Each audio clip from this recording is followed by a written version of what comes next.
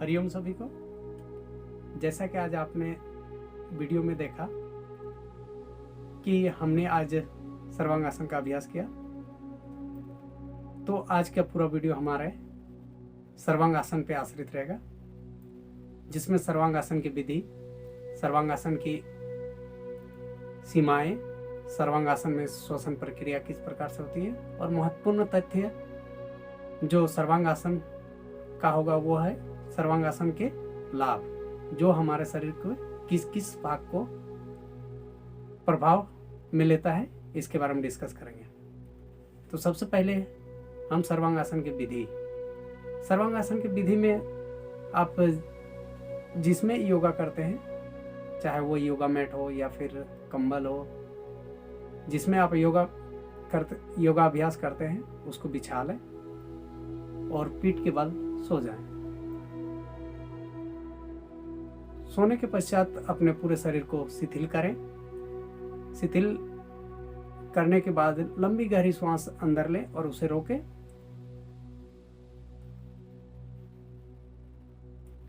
और पूरे शरीर के प्रति सजग हो जाएं और धीरे धीरे दोनों पैरों को एक साथ ऊपर उठाएं। जब दोनों पैर लंबवत 90 डिग्री पे आ जाए, तब धीरे धीरे अपने कूल्हे और रीढ़ की हड्डी तथा पीठ को भी ऊपर उठाएं। और जब पूरी तरह से लंबवत हो जाए तो अपने दोनों हाथों को पसलियों, पीठ में पसलियों के नीचे सपोर्ट दें, ताकि शरीर पूर्णतः एक सीध में हो जाए। जब पूरे शरीर लंबवत हो जाती है तो ये सर्वांगासन की पूर्ण स्थिति होती है। इस स्थिति में आप श्वास को बाहर छोड़ें और धीमा धीमा श्वास ले सकते हैं। ये तो सर्वांगासन की पूर्ण होने की विधि हुई। अब इसे कैसे रिलीज करें, इसके बारे में जानते हैं। इसे रिलीज करने के लिए हम सब दोनों पैरों को आगे की ओर झुकाएंगे। जब तक कि सिर के आगे जमीन को टच न करे, तब तक आगे की ओर ले जाएंगे पैरों को। अब धीरे धीरे दोनों हाथों के से जो सहारा दिए थे पीठ को, उसको दोनों हाथों को हटाएंगे और धीरे धीरे अपने पीठ को तथा रीढ़ की हड्डी को और कूल्हे को जमीन पर लाएंगे और धीरे धीरे दोनों पैरों को भी जमीन पर लाएंगे और इस प्रकार रखेंगे ताकि दोनों पैरों में चोट ना लगे। ये हो गया रिलीज करने की विधि। अब श्वसन प्रक्रिया, सर्वांगासन में श्वसन प्रक्रिया।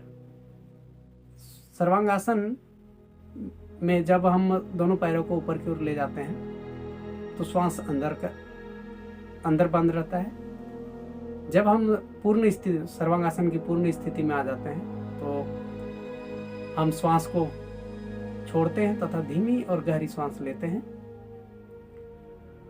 जब हम रिलीज करने के लिए सर्वांगासन को रिलीज करते हैं, तब फिर पुनः हम श्वास को अंदर लेते हैं और जब तक कि सर्वांगासन पूरी तरह से खुल न जाए या रिलीज ना हो जाए, तब तक श्वास को अंदर रोके रहते हैं। और जब पूरी तरह से रिलीज हो जाता है सर्वांगासन, तो हम श्वास को बाहर छोड़ते हैं और धीमी और गहरी श्वास लेते हैं, ताकि जो भी हमारे शरीर में ऑक्सीजन की कमी हुई थी उसे शरीर पूर्णतः हासिल कर ले। ये हमारी श्वसन प्रक्रिया होगी। सीमाएं में देखा जाए तो किनको करना चाहिए, किनको नहीं करना चाहिए, इसके बारे में डिस्कस करते हैं।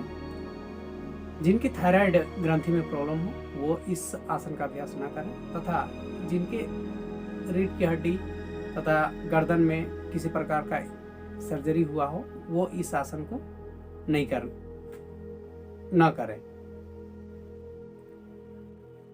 वैसे व्यक्ति जिनके रक्तचाप यानी हाई बीपी बढ़ गया हो या फिर हाई बीपी की समस्या हो, वो इस आसन को न करें। तथा जो व्यक्ति के रक्त दोष हो वो भी इस आसन का अभ्यास ना करें। महिलाओं के लिए यह आसन पूर्ण रूपेण उन महिलाओं के लिए वर्जित है जिनके मासिक धर्म चल रहे हों या फिर जिन महिलाओं में गर्भावस्था की स्थिति हो वो इस आसन का अभ्यास ना करें। और यदि आपको लगता है कि मैं इस आसन को कर सकता हूँ, जैसे कि किन्हीं को पसलियों में कुछ दिन पहले ही इंजरी हुई है और वो अपने आप को फिट मानते हैं और यदि करना चाहते हैं तो वो किसी योग शिक्षक की देखरेख में ही करें, ताकि आपको कुछ भी साइड इफ़ेक्ट होने से योग शिक्षक उस बचाए।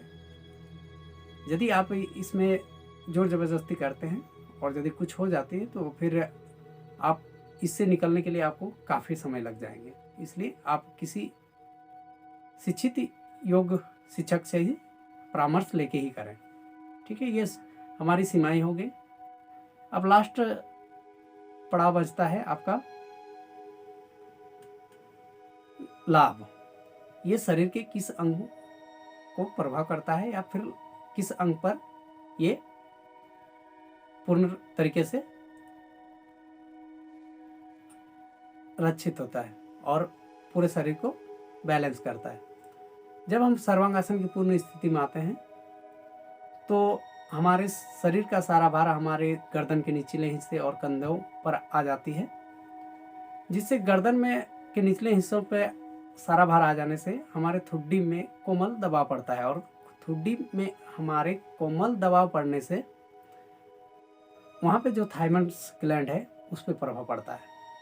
थाइमस ग्लैंड में प्रभाव पड़ने से थायरॉक्सिन हार्मोन का रिलीज होता है, उद्दीप्त होता है थायरॉक्सिन हार्मोन, जो हमारे पूरे शरीर में फैलकर सभी ऑर्गन्स को एक्टिवेट करती हैं और उन्हें प्रॉपर काम करने के लिए उत्प्रेरित करती है। ये कोमल दबाव पड़ने से हमारे thyroid gland, parathyroid gland, thymus gland, ये सभी पर प्रभाव पड़ता है और ये सबल बनते, मजबूत बनते हैं, जिससे हमारी रोग प्रतिरोधक क्षमता बढ़ती है। यह आसन का अभ्यास करने से हमारे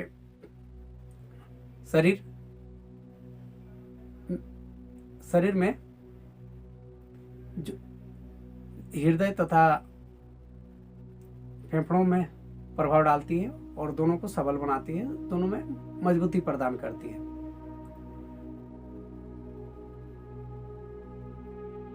इस आसन के अभ्यास करने से हमें मानसिक तनाव दूर होते हैं